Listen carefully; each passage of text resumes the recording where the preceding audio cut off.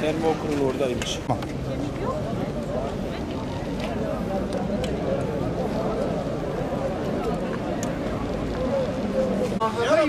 Az geçilsin. Kayıp'ın bahçesinde geçilsin değil mi?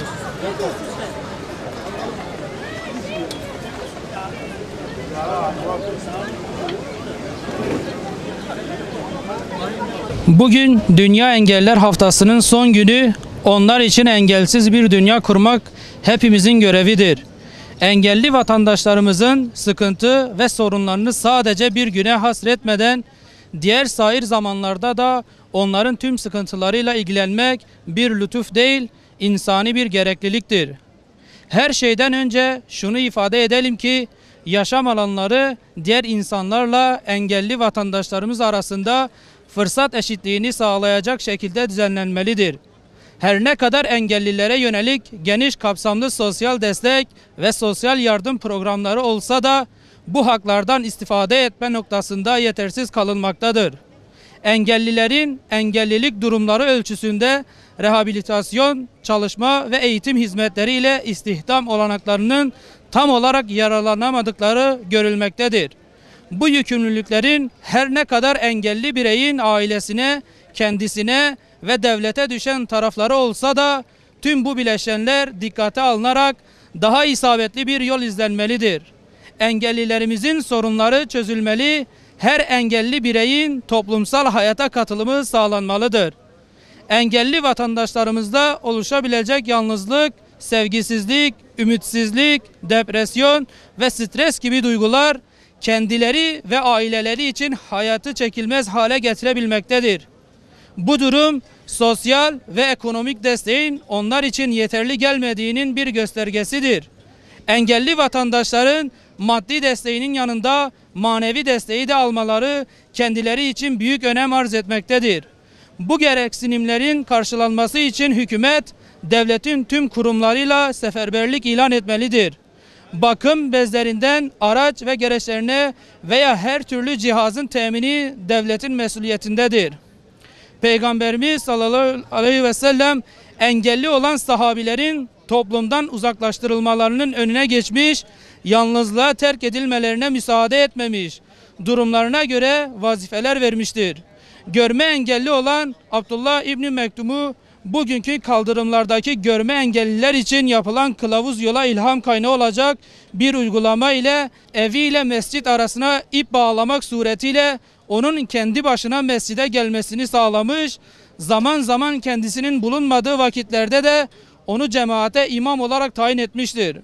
Bu engelli sahabiye karşı bir anlık ilgisizliğinden dolayı Yüce Allah kendisini ayet ile uyarmış ve böylece engelli bir insanın ruhundaki kırılganlığın ve ince hassasiyetin derecesi gözler önüne serilmiştir.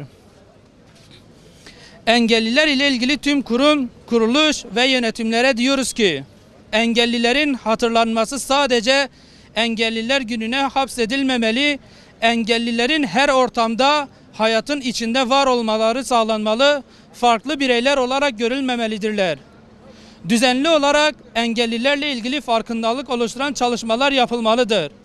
Belediyelerin park, kaldırım ve yol düzenlenmesinde her ne kadar bazı çalışmalar yapılmışsa da engellileri dikkate alan daha kapsamlı çalışmalar yapılmalıdır.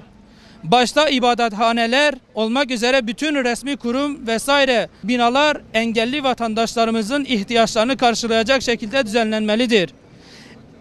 Engelli park yerlerine farklı araçların park edilmemesi gerektiği konusunda halk nezdinde bilinçlendirme çalışmaları yapılmalıdır.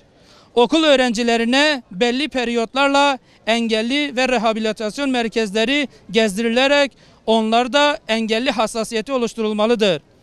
Engellilerin pozitif ayrımcılığı artırılmalı, yaşam kalitelerini artırmaya yönelik projeler üzerinde çalışmalı ve o projeler hayata geçirilmelidir. Kamu spotlarının engel türlerine göre kategorize edilip düzenli bir şekilde halkı bilinçlendirmesi ve bunun sadece 10-16 Mayıs Dünya Engelliler Haftası'yla sınırlı kalmaması sağlanmalıdır. Otizm gibi çok yaygınlaşan genel engel gruplarının toplum tarafından daha kolay anlaşılabilmesi için bilgilendirme çalışmaları yapılmalıdır. Engellilere destek verilince neler yapılabilecekleri görülmeli ve onların dünyadaki başarı örnekleri gündem yapılmalıdır. 2019 yılında yayınlanan yeni mevzuat doğrultusunda engelli vatandaşlarımız ve onların bakıcılarının aylıklarının kesildiğine dair şikayetler dikkate alınmalı ve bu mağduriyet ivedilikle giderilmelidir. Engelli vatandaşlarımıza kendilerine yetecek miktarda nakdi yardım yapılmalıdır. Engelli vatandaşlarımızın yaşamlarını kolaylaştıracak araç ile ilgili şartlar kolaylaştırılmalı, onların raporla araç sahibi olmalarının önündeki zorlaştırıcı engeller kaldırılmalıdır.